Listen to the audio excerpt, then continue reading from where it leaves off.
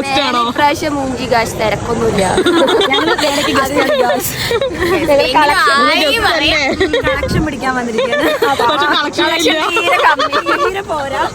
Okay guys, അപ്പോൾ നമ്മുടെ വേലയുടെ final പാർട്ടിലേക്ക് എല്ലാവർക്കും സ്വാഗതം. ഞങ്ങൾ എല്ലാവരും വീട്ടിലൊക്കെ തിരിച്ചു പോയി, ഫുഡൊക്കെ കഴിച്ച് ഡ്രസ്സൊക്കെ മാറ്റി ഒരു മണിക്കാണ്ട് തിരിച്ച് അമ്പലത്തിലേക്ക് വന്നത്. ആദ്യം ഗ്രൗണ്ടിലേക്ക് ഒന്ന് പോകാൻ വേണ്ടി പോയി, പക്ഷെ അവിടെ നോക്കുന്നത് ഫുള്ള് വേസ്റ്റ് ആണ് കേട്ടോ. എല്ലാവരും വേസ്റ്റ് ഒക്കെ ഇട്ട് ഇതിനി ആര് കൊണ്ടുപോകുന്നോ. ഇത്തവണ വേലയ്ക്കും ബാലയൊന്നും ഇല്ലാത്തതുകൊണ്ട് സ്റ്റേജ് ഒക്കെ എംറ്റി ആയിരുന്നു കേട്ടോ. അതുകൊണ്ട് തന്നെ തിരക്കും കുറവായിരുന്നു. ഞങ്ങൾ ചുമ്മാ ചുറ്റുപാടൊക്കെ ഒന്ന് നിരീക്ഷിച്ച് കുറച്ച് കടക്കൊക്കെ പോയി നോക്കുമ്പോൾ എല്ലാവരും അവിടെ റെസ്റ്റിംഗ് ആണ്. കുറേ പേര് ഉറങ്ങുന്നുണ്ട്, കുറേ പേര് ഇരിക്കുന്നുണ്ട്. എല്ലാവരും രാത്രി വെടിക്കെട്ട് കാണാനും ഇരാവാനെ അവിടെ അമ്പലത്തിൽ കൊണ്ടുവരുന്ന കാണാനൊക്കെ വെയിറ്റിംഗ് ആണ്. അങ്ങനെ ഗ്രൗണ്ടിലിരുന്ന് ബോറടിച്ചപ്പോൾ ഞങ്ങൾ വെറുതെ റോട്ടിലൊക്കെ ഇറങ്ങി അങ്ങോട്ടും ഇങ്ങോട്ടൊക്കെ നടന്ന് കുറച്ച് കഥയൊക്കെ പറഞ്ഞ് തിരിച്ച് വീണ്ടും അമ്പലത്തിന്റെ ഫ്രണ്ട്. എനിക്ക് ആനയൊക്കെ കണ്ടപ്പോൾ പാവം തോന്നിട്ടോ. പാവം ഒരു കാലിലൊക്കെ ചങ്ങലയൊക്കെ കെട്ടി ഇങ്ങനെ എത്ര നേരം നിൽക്കുന്നുണ്ട് അവിടെ. ഇപ്രാവശ്യം ഒരു വെറൈറ്റിക്ക് നമ്മൾ സ്പീക്കർ മൈക്കൊക്കെ കൊണ്ടുവന്നിട്ട് അപ്പോൾ പാട്ടൊക്കെ പാടല്ലോ. അങ്ങനെ മണിക്കൂട്ട പാട്ടൊക്കെ പാടി ഇവിടെ എല്ലാവരും അടിച്ചു പൊളിക്കും. അതിന്റെ ഇടയ്ക്കാണ് അത് സംഭവിച്ചത് കേട്ടോ. ഒരു ചേട്ടൻ വന്ന് അവിടെ അടിപൊളിയായിട്ട് ഡാൻസ് കളിച്ചു. എന്റെ പൊന്നോ, ഇത്രയും പേരുടെ മുമ്പിൽ വെച്ച് ഇങ്ങനെ ഡാൻസ് കളിക്കാൻ ഒരു ധൈര്യം തന്നെ വേണം. ആ അടിപൊളി കളിച്ചു. Age is not a number guys എന്ന് ആ ചേട്ടൻ വീണ്ടും തെളിയിച്ചു. അങ്ങനെ സമയം ഒരുപാട് വൈകി പുലർച്ചയായി നമ്മുടെ രാത്രി വേല ആരംഭിച്ചിട്ടുണ്ട്. ശരിക്കും നമ്മളൊന്ന് ചുറ്റും നന്നായിട്ടൊന്ന് നിരീക്ഷിച്ച് എത്ര പേരുടെ ജീവിതമാണല്ലേ ഈ വേലയ്ക്ക് ചുറ്റും നടക്കുന്നത്. നമുക്കൊക്കെ ഒരു ദിവസം ഒരു ജസ്റ്റ് ഒരു എന്റർടൈൻമെന്റ് പോലെ ആയിരിക്കും, പക്ഷെ അവർക്കൊക്കെ അവരുടെ ലൈഫായിരിക്കും.